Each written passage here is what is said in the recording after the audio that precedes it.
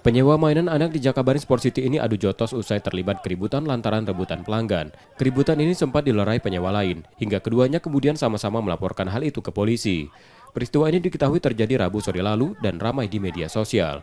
Salah satu penyewa mainan Randa menerangkan saat itu ia sempat menegur rekannya Jeffrey yang mengambil pelanggan di lapak sewanya.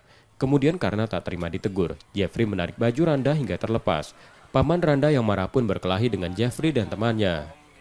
Didatangi pelanggan tuh ke sini, diambil gitu. Iya, diunjuk mainan dia ke sini ya.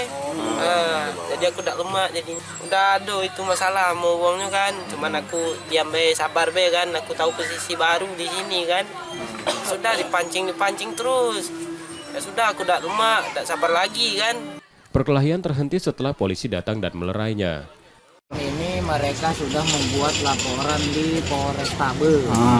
Jadi nanti perkembangan perkaranya seperti apa silahkan dikonfirmasi ke Polrestabes ya.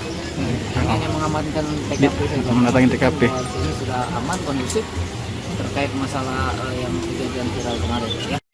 Kedua belah pihak yang saling lapor diamankan polisi di Polrestabes Palembang. Reski Oktora, Yudi Kiswanto, Kompas TV, Palembang, Sumatera Selatan.